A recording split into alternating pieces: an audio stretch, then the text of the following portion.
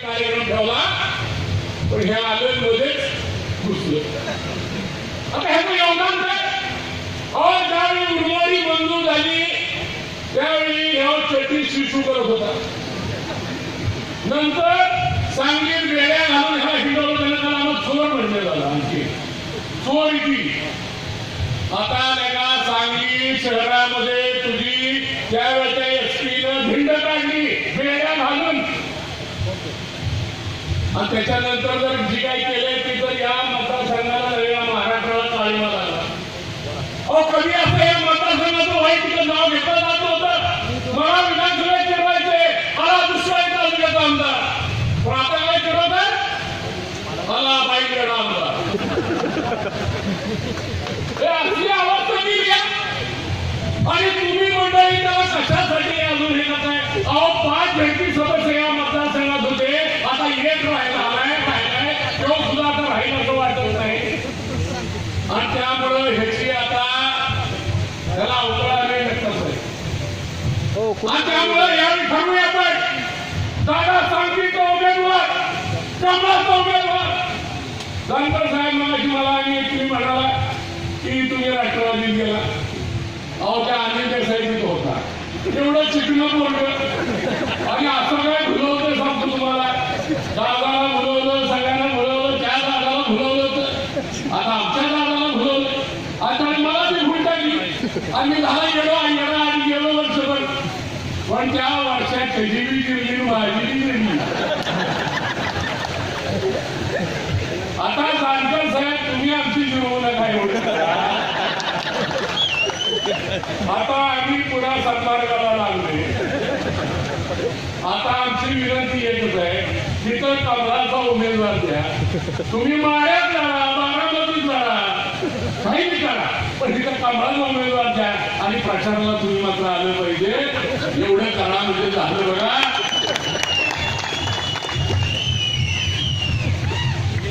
काय अवस्था झाली या मतदारसंघाची.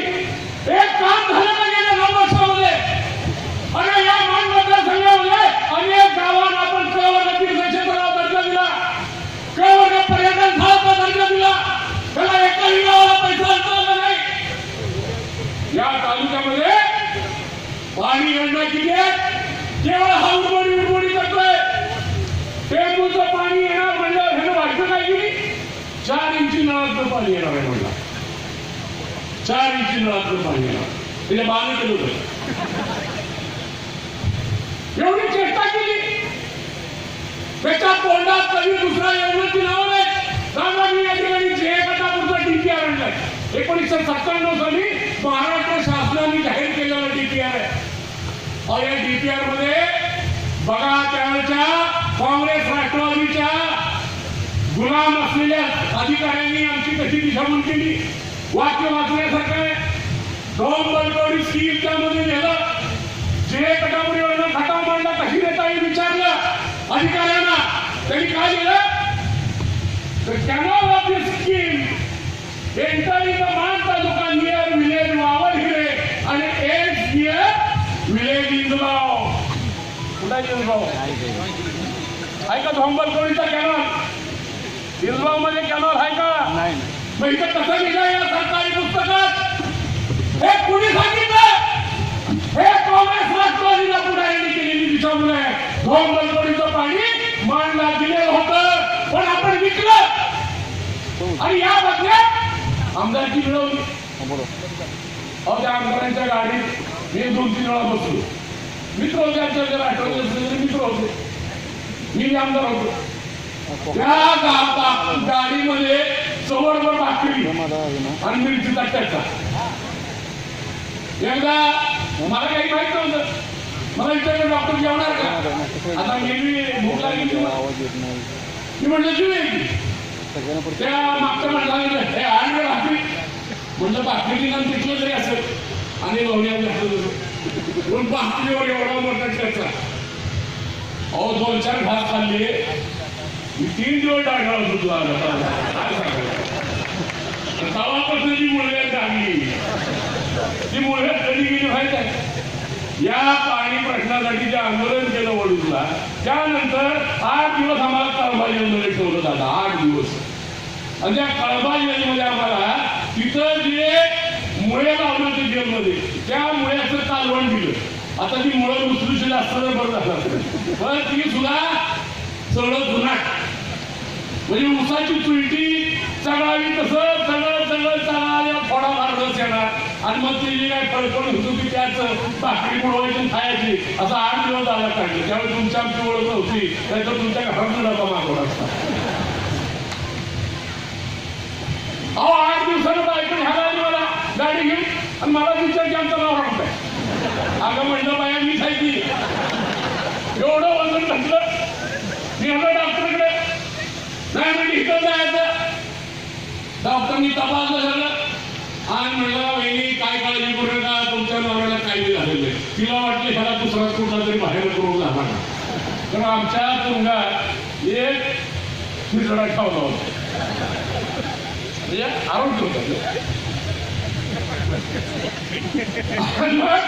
बाहेर आल्या डॉक्टरनी तपासल्या डॉक्टर म्हणजे काय झालेलं नाही फक्त एक चांगलं झालंय तुमच्या 3 पिढ्याला इथनं पुढं मुलव्याल होणार नाही एवढा मुला खाल्ला टाकल्या की असली आम्ही आंदोलन केली असलं जेलमध्ये गेलो. दादा या ठिकाणी जिहे गटापूरच्या या स्कीम मध्ये उल्लेख केला आहे मंत्र्यांनी सरकारने 1997 सालच्या युती सरकारने काय म्हटलंय की जिहे गटापूर योजना ही कुणी मागितली. जिहे गटापूर योजना ही त्यावेळेचे पालकमंत्री हर्षवर्धन पाटील आणि strong demand by doctor Dilip Kelgaonkar कुठे ह्याचं नाव आणि हो सांगतो मी जल नाही अरे आम्ही कधी जल नाही संपत्ती घेतली नाही पण पाण्यासाठी अहो रात्र फुललो दाराची पेटवली आम्हाला तुरुंगात घातलं आमच्या अंगावर वार झाले पण आम्ही डरलो नाही. आणि म्हणून दादा जन्मानं मी बामण असलो तरी मला रामोशी व्हावं लागलं या तालुक्यात पाणी आणण्यासाठी या मतदारसंघात पाणी आणण्यासाठी. आणि म्हणून आज तुमच्या रूपाने आम्हाला देव भेटला. सांगा तुम्ही नसतं तर हे पाणी आम्हाला मिळालं नसतं. हायकोर्टात भांडलो मध्ये भांडलो सगळीकडे निकाल मिळवले पण सरकार दाब देत नव्हतं. अहो अजित पवारला मी किती वेळा म्हटलं दादा आम्हाला पाणी द्या नाहीतर 2-4 दिवस मुक्कामाला तरी मानखटामध्ये या मग तरी धरणं भरती. पण पट्ट्यानं बोगदा काढला आमच्या औंची बाईक पळवली काय बोंबलायचं का काय आणि तेवढं आम्हाला भागवलं. दादा तुम्ही असले काही केलं नाही तुम्ही सज्जन मंत्री आहात अतिशय चांगले मंत्री आहात आम्ही तुमची देवासाठी पूजा करणार आहे. या तुमच्या काळात फक्त आमची जिहे गटापूरची मागणी मानचा उत्तर भाग आहे. त्यानंतर सिंगापूरला भोंगलपाडीचं पाणी मिळू शकते का दिव्याला पाणी काढून टाकलं सिंगापूरचा भाग आहे. आमचा खटाव मानपूर्व भाग ते तुमचा भाग आहे आणि औंध परिसर हा ब्रह्मपुरीचा भाग आहे. एवढं जर दिलं तर दादा खटाव मानची जनता आपल्या भाजप सरकारला डोक्यात घेऊन लागतील आणि मग महादेवराव जानकर तुम्ही सुद्धा आम्हाला सुखानं इथं राज्य करू द्या एवढं करा एवढीच विनंती करतो. थांबतो. जय हिंद जय महाराष्ट्र.